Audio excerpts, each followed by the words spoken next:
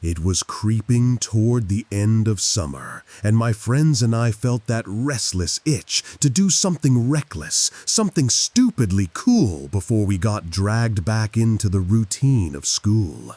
That's when we cooked up what we thought was a genius plan. One night, we'd sneak into the community pool nearby. The pool wasn't far, only a couple of blocks away, tucked right in the middle of a quiet residential neighborhood. It wasn't perched on a busy road or anything like that. Instead, it sat hidden among rows of sleepy houses on a narrow street, where, during the day, the small parking lot would overflow with cars, the whole place buzzing with families and kids screaming with laughter. But at 1 in the morning, the place transformed into something else entirely. It was dead silent. A tall fence wrapped around the entire front entrance like a warning, and when the place closed, a heavy cage gate would slam shut and lock everything down tight.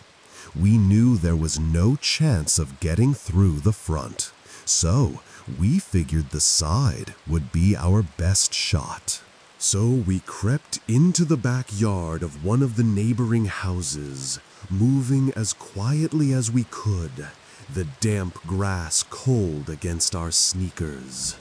The hush of the neighborhood at that hour made every rustle sound like thunder, but we didn't stop. We reached the fence, hearts pounding, and scrambled over it, landing softly on the other side, right inside the pool area. Just like that, we were in. The 4 of us peeled off our shirts, adrenaline mixing with the warm summer air clinging to our skin, and we jumped into the water without thinking twice. Looking back, it was a dumb move. Any of the neighbors could have heard the splashes echoing in the dead quiet of the night and called the cops on us right then. But we were just stupid high schoolers, convinced we were invincible. The darkness around the pool was nearly complete. This place didn't have any lights, which was exactly why it closed at sunset. Shadows gathered thickly around the fences and the edges of the water, hiding everything beyond arm's reach. The water was cool, sliding over my skin as I waded deeper, the surface rippling in the dark. I could just barely see James, Courtney, and Alyssa over on the other side, their outlines moving softly as they swam and splashed, hushed laughter drifting across the water. I kept to myself for a bit, dipping under, letting the water run over my face, feeling the quiet press around me when I was beneath the surface. It was the kind of stillness that felt too heavy, too empty. When I came up, I caught sight of Alyssa climbing out of the pool, water streaming from her hair, her silhouette lit for a split second by a dim porch light from one of the distant houses. Without a word, she suddenly took off, running into the darkness. I swam over to see what was going on, my arms slicing through the cold water, sending ripples across the dark surface. My heart was ticking a little faster, but when I got closer, I realized Alyssa was just at the water fountain, leaning down under its dim glow, letting the trickle splash against her face. Relief washed over me, and I drifted back, letting the water hold me. The 3 of us stayed in the pool, popping around quietly, sending small waves lapping against the tiled edges. The air felt thicker now, the cool breeze brushing against our wet skin, sending shivers down my spine, even though the night was still warm. Eventually, we heard the splash of Alyssa jumping back into the pool from the opposite side. The sound echoed sharp in the silence, water spraying up like a ghostly mist before settling again into darkness. It was too dark to make out much, but I could see the shape of her black hair plastered over her face as she moved in the water, a shifting shadow among shadows. And then, just as I was turning away, I heard Alyssa's voice calling out to us, playful, teasing, floating across the darkness. Only she was calling to us while she was walking back toward the pool. The three of us who were still in the water glanced at each other at the exact same moment. I could tell James and Courtney were doing the same mental math I was, the same creeping realization passing over all of us as we stared across the water. There were three of us here, on this side of the pool. And here came Alyssa, stepping slowly toward the edge to get back in. So who the hell was that out there in the water on the other side? Alyssa slid back into the pool, the water sloshing quietly as she sank beneath the surface. But none of us were looking at her anymore. Our eyes were fixed on the other end of the pool, where a dark shape was drifting, a head bobbing silently in the water, black hair slick against its face, half submerged. James's voice broke the silence, calling across the pool. "Who is that?" Not even 2 seconds later, the head slipped beneath the water, vanishing completely, leaving the surface eerily still, ripples slowly expanding into the dark. We took that moment to huddle closer, our voices dropping to urgent whispers, glancing around, the quiet suddenly feeling oppressive. "What should we do?" one of us hissed. "What if that's security?" another whispered back, eyes darting toward the fences. "Should we run?" The cold air seemed to tighten around us as we tried to decide, every small splash or creak from the fences making us flinch, while the dark water stretched out, empty, but somehow watching. Suddenly, I felt something clamp around my leg, tight, cold, and unshakable.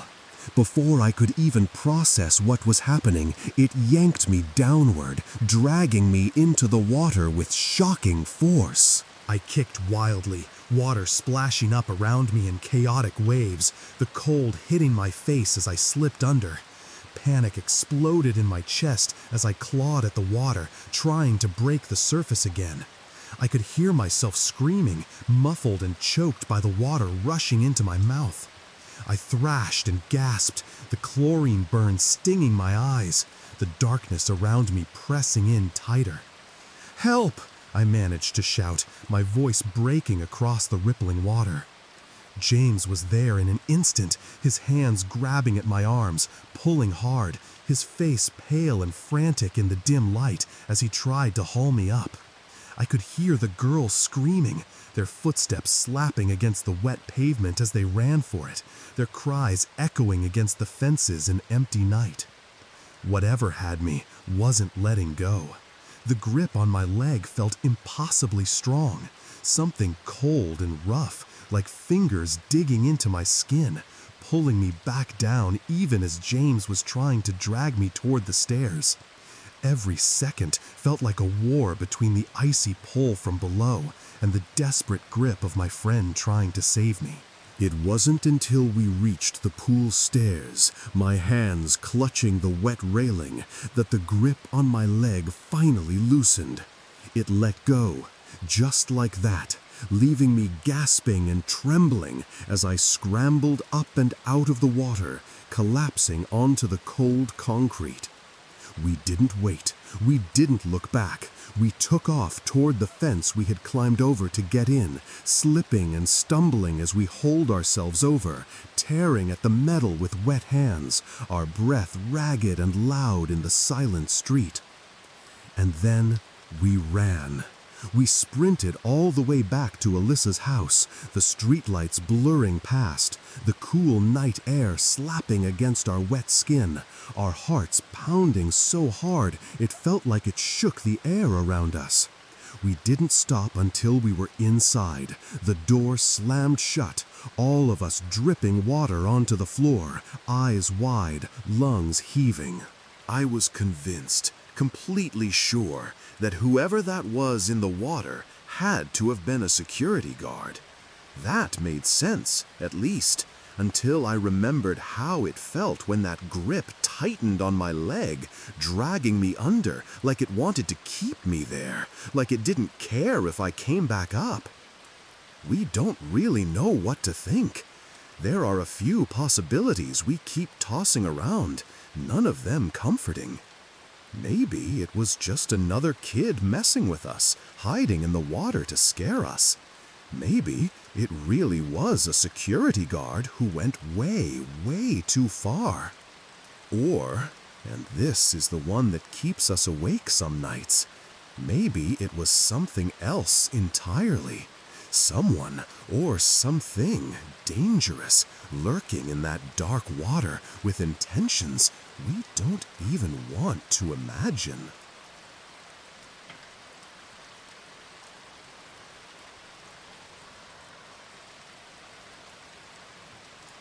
It was an ordinary day, the kind that felt like every other day in the summer. The sky was clear, the sun glaring down, and it was a warm 85 degrees out. My family was getting ready to jump into the pool, voices carrying through the house as everyone moved around, gathering towels and sunscreen. I was looking for my 6-year-old brother so I could help him into the pool, figuring he'd be excited, like always, to splash around. But when I couldn't find him, I thought I'd just wait for him in the water instead. My parents were still inside, gathering snacks and chatting, while I stood there at the pool's edge, the warm breeze brushing over my skin as I got ready to jump in. But I didn't jump, because something dark was sitting at the bottom of the pool. At first, I just stood there, blinking against the glare of the sunlight rippling on the water's surface, trying to understand what I was looking at. The shape wavered under the shifting light, a dark blur at the bottom. And then it hit me. It was my little 6-year-old brother, lying at the bottom of the pool. It took my young brain a few moments to realize that he wasn't playing, that he wasn't holding his breath in some silly game. He wasn't moving. A scream tore out of me, so loud and sharp that anyone hearing it would have thought it came from a little girl. It ripped through the quiet afternoon, echoing across the backyard, cutting through the warm breeze. I remember the feeling that crawled over my skin in that moment, like cold insects skittering down my spine. As I stood there frozen, helpless, my 8-year-old self not knowing what to do, my heart pounding so hard I could barely breathe. The back door slammed open and my parents burst out, panic already in their eyes as they followed my scream to the pool. My dad didn't hesitate. He dove straight into the water, a splash crashing over the tiles, bubbles rising as he swam down to the bottom and grabbed my brother's small, limp body. I stood there, trembling, as my dad pulled him up, lifting him out of the water and laying him on the warm tiles. Water poured out of my brother's mouth, his tiny chest still. And then, somehow, in a moment that felt like it was stretched across forever, my dad managed to get him breathing again. My brother coughed, water splattering onto the concrete, his eyes blinking open, confused and scared, gasping for air. It was nothing short of a miracle. After that day, everything changed. We weren't allowed back into the pool without supervision, not until we were both at least 10 years old. Even then, the memory of that day clung to the edges of every pool day that followed, the sunlight always glinting off the water in a way that made me remember the dark shape at the bottom, the scream tearing out of my throat, and the cold fear that we had almost lost him.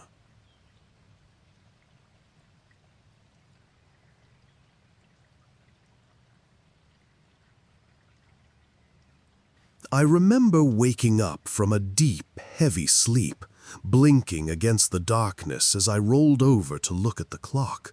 It was around 2 in the morning, the red numbers glowing softly in the dark, casting a faint reflection on the wall. That's when I heard it. Splashes coming from the pool in my backyard. A slow, rhythmic sound like someone gently moving through the water. My bedroom window didn't have a view of the pool, which meant if I wanted to see what was going on, I had to go downstairs, all the way to the den. I remember the way my chest tightened with every step, the silence in the house pressing in around me, making every creak of the floorboards sound like thunder. Especially because I live alone. As I got to the den, I could hear it more clearly now, the quiet, deliberate splashes drifting in through the open windows, mixing with the cool night breeze that smelled faintly of chlorine and damp grass. The blinds were shut, but the windows were cracked open, letting the sound slip inside, teasing me with what I couldn't see. I stood there for a second, my hand hovering over the blinds, feeling the thump of my heartbeat in my throat, knowing that if I opened them too fast, whoever was out there would see me standing there in the dark. I lifted the blinds, just enough to get a narrow view of the pool, the edge of the slats digging into my fingers. The splashing stopped. Silence settled over the yard, thick and heavy, the only sound the rustle of leaves in the faint breeze. I stood there, straining my eyes in the darkness, waiting, feeling like the shadows outside were pressing closer to the window. Minutes passed before I finally let out a breath, convincing myself it was safe to go outside, that maybe it was just an animal or something falling in. I stepped out into the night, the cold concrete beneath my bare feet grounding me as I moved toward the pool, the air colder now, biting against my skin, carrying that sharp scent of chlorine.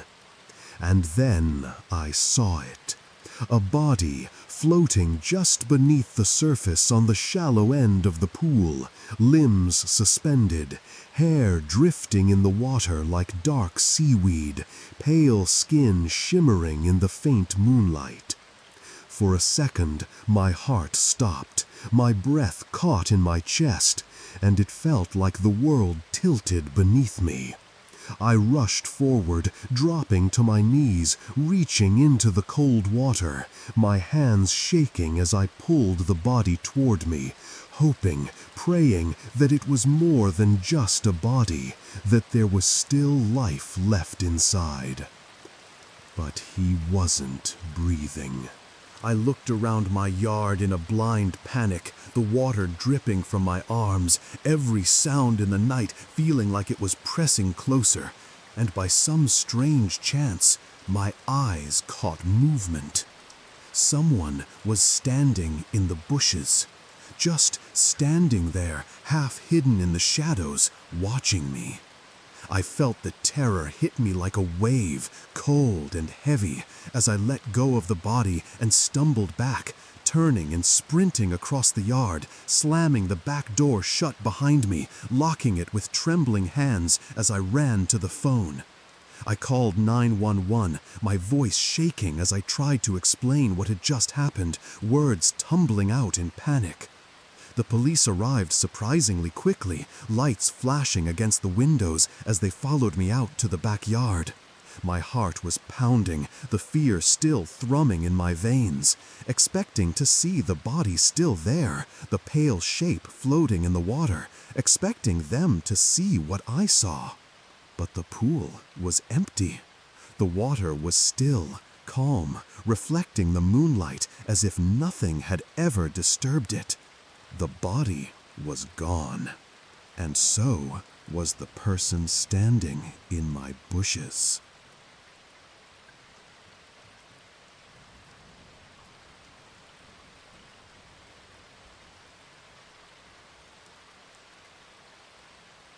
This happened when we were staying in a small country inn, tucked away on a family trip to some distant resort where our extended family was supposed to meet us later.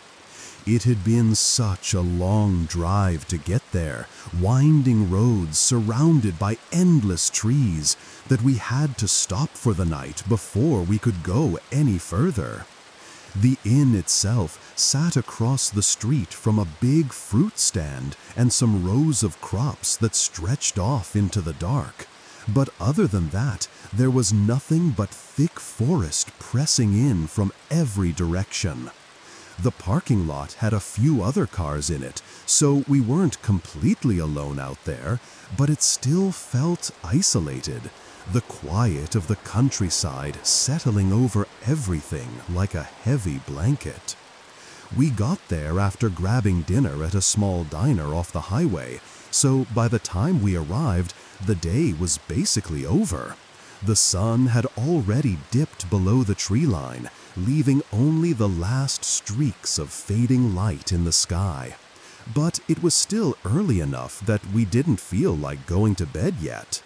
We didn't know what else to do, so we decided to check out the pool that the inn, surprisingly, actually had. It sat at the back of the property, tucked behind the building, surrounded by a short fence and a few plastic lounge chairs that were all empty. There was no one around to stop us, and the sign didn't say anything about pool hours, so as far as we knew, it was fine for us to go in.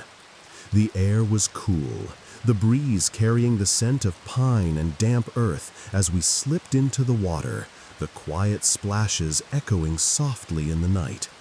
We played the same pool games we had since we were kids, games like shark, chasing each other around, ducking under the water, our laughter drifting into the dark. In a strange way, the darkness made it feel more fun, like we were breaking some unspoken rule. But it was also a little creepy. The pool lights didn't reach very far, leaving the edges of the yard swallowed up by shadows, the black forest stretching out for miles beyond the fence. For some reason, I found myself peering over at the tree line, squinting into the darkness, my hands gripping the edge of the pool as I treaded water. That's when I saw him. A man. Just standing there, by a couple of trees at the edge of the forest, half lit by the dim glow spilling from the pool area.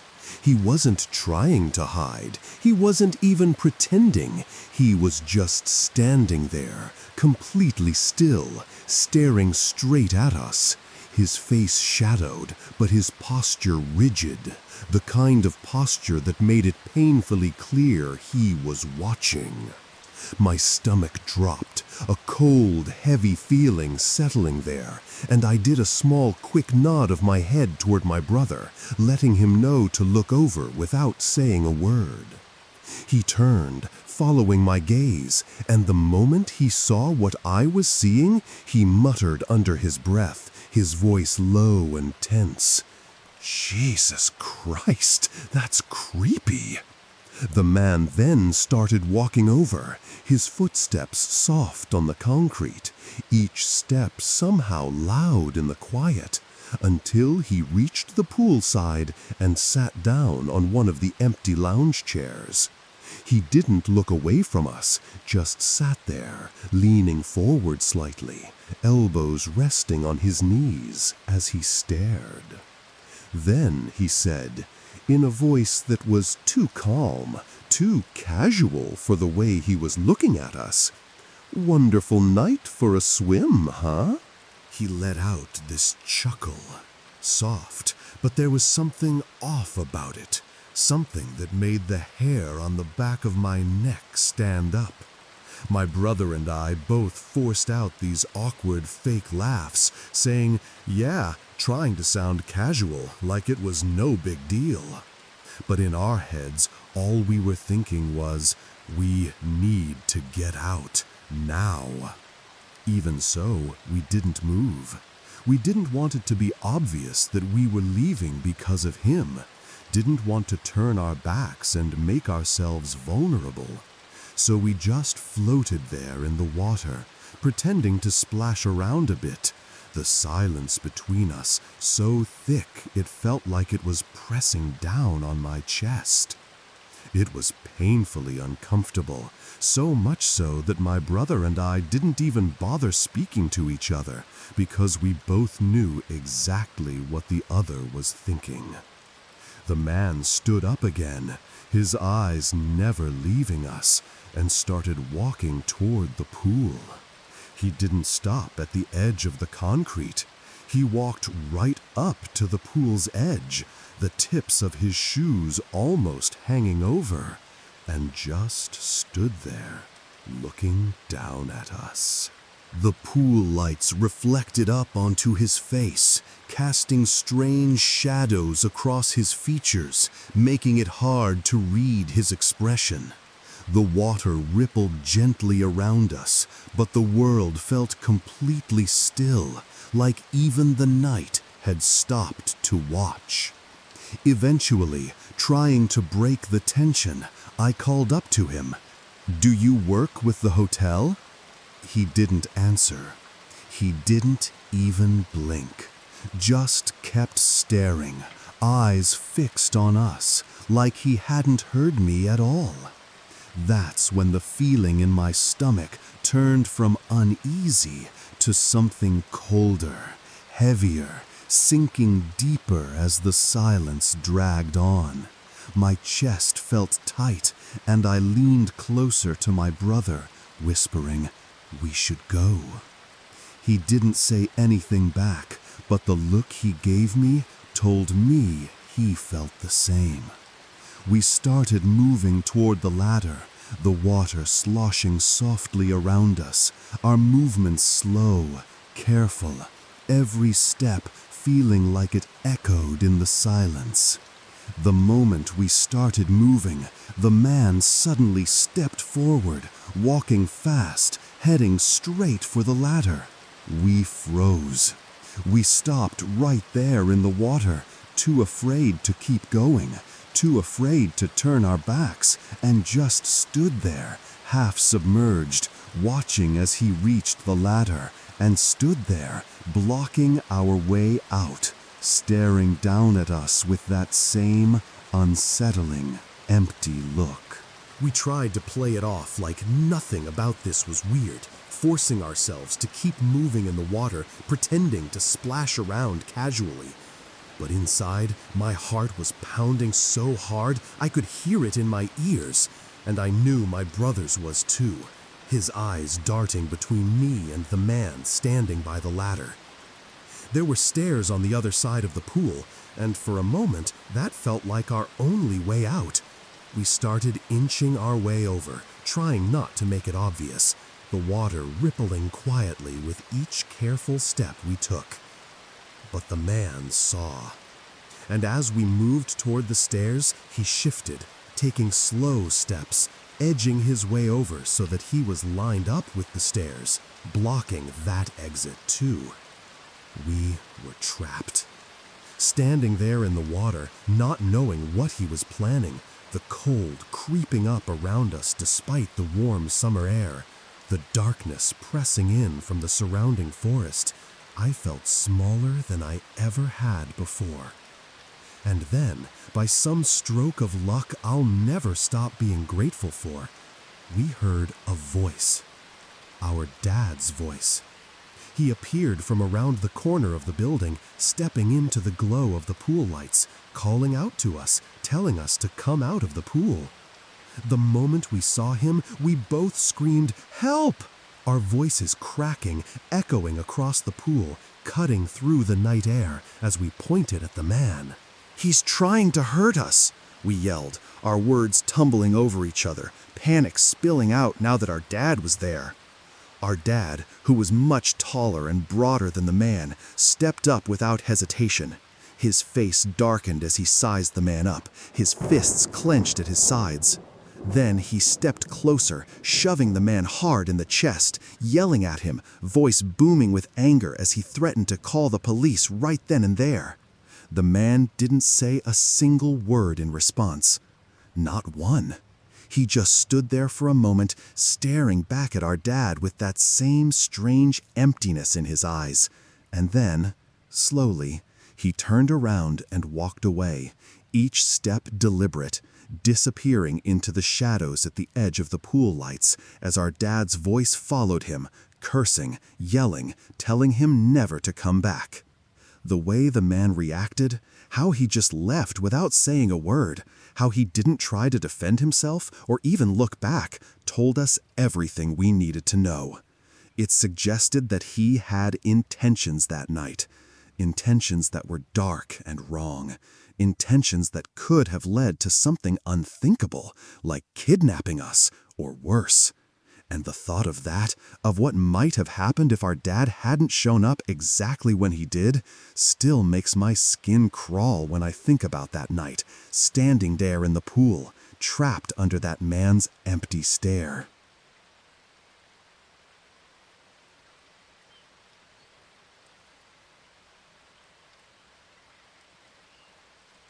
I'm going to share a very disturbing memory from when I was little. My name is Daniel, and I was maybe 6, maybe 7 years old at the time. Back then, our family lived in New Jersey, in this old house on a very quiet street. The kind of neighborhood where everyone seemed to know each other, where everything felt safe. We had the same next-door neighbor for as long as I could remember.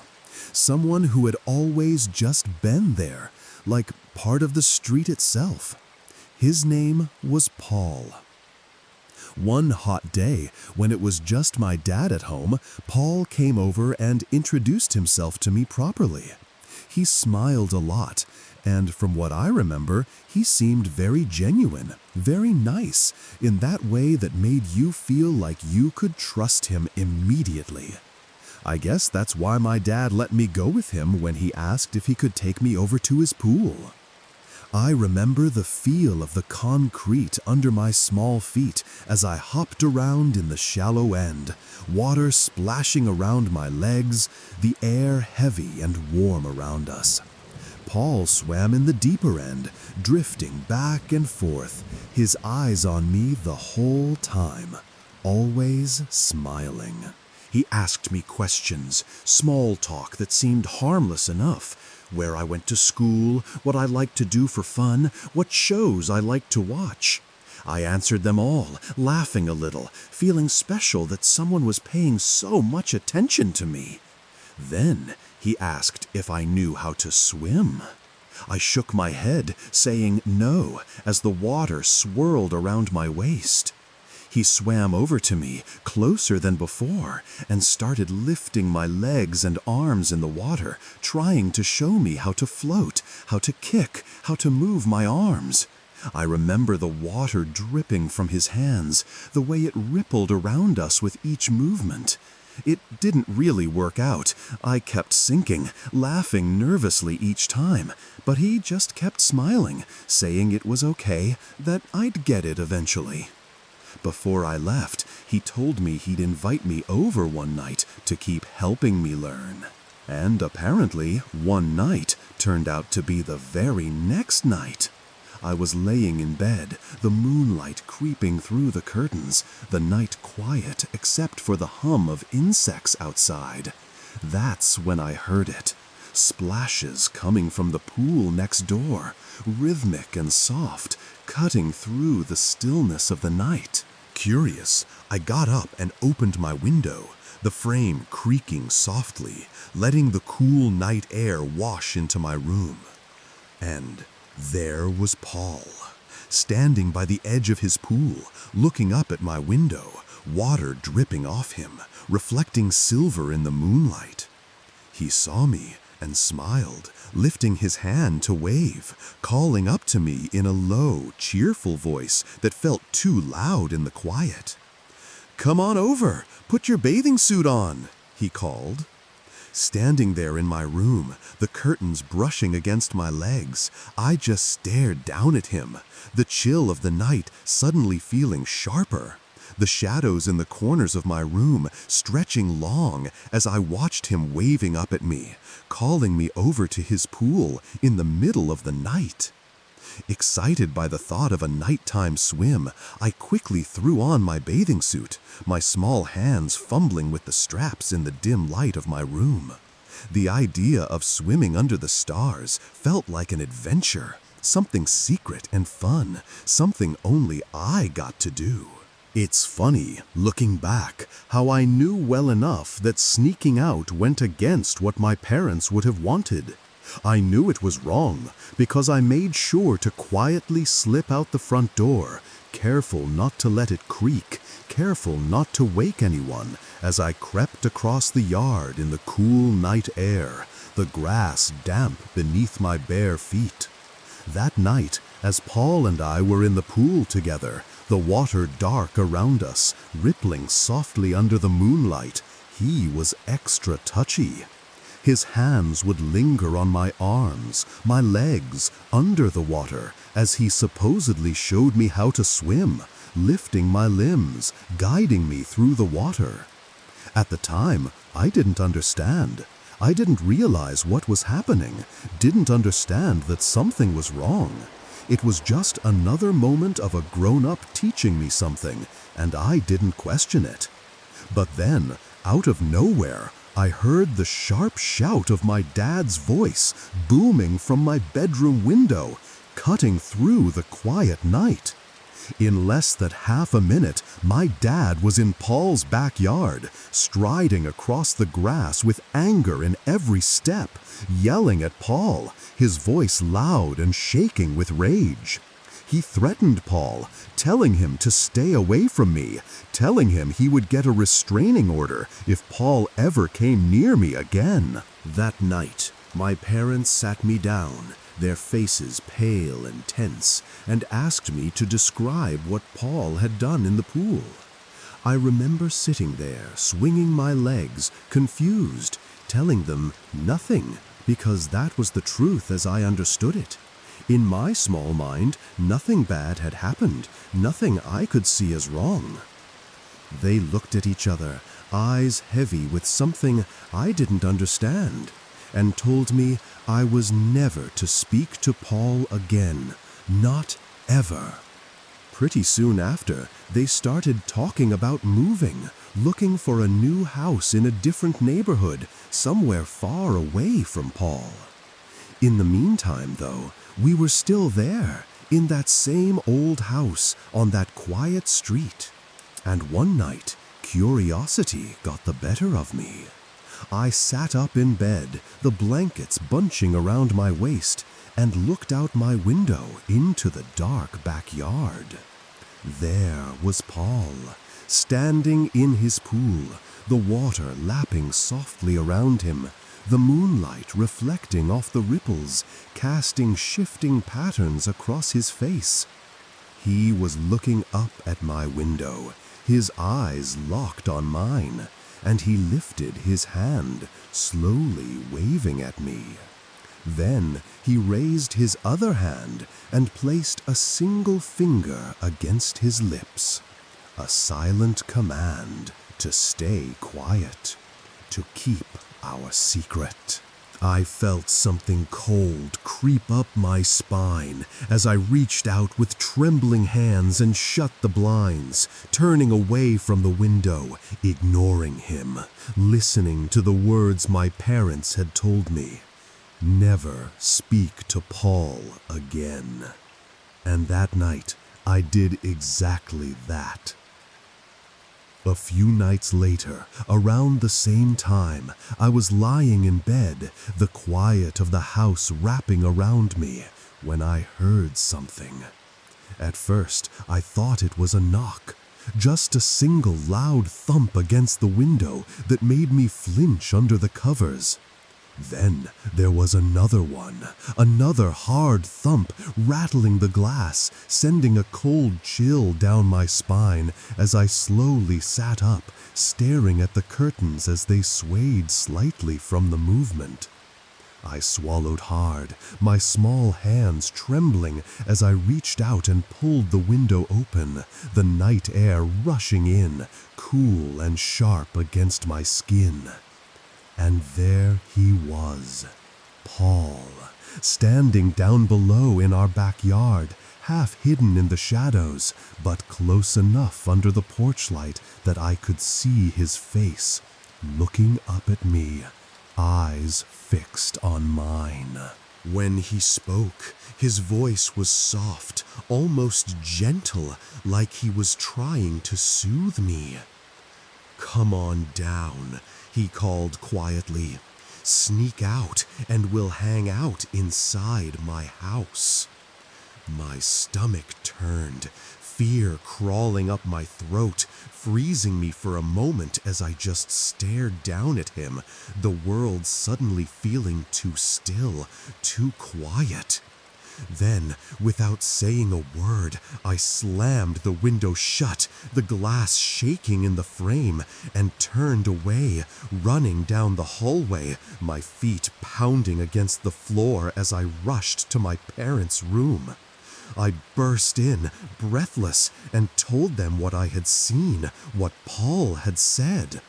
My mom screamed, her voice sharp and filled with panic, yelling at my dad to go break Paul's neck, her arms pulling me close, holding me tight against her as she grabbed the phone, her hands shaking as she dialed. As she held me, rocking slightly, I could hear her voice trembling as she spoke to the police, telling them everything, while tears slid down her cheeks and onto my hair. Meanwhile, through the walls, we could hear my dad outside, yelling, his voice raw and loud, screaming incomprehensible things into the night as he confronted Paul. It wasn't long before the police came, their lights flashing against the windows, painting the walls with streaks of red and blue. Paul was arrested that night for attempting to lure a child. I don't know much else about what happened to him after that. The next day, my mom and I packed some bags and went to stay with my grandma, the house feeling too heavy, too dangerous to stay in any longer. We didn't go back. We moved to a new house not long after, leaving that street, that house, and that chapter of our lives behind. I never really talked about it with my parents after that, not because it wasn't important, but because it was too uncomfortable, too painful to pull those memories back up to the surface. It's just one of those memories that stays, tucked away, a part of me that still feels heavy, no matter how much time passes.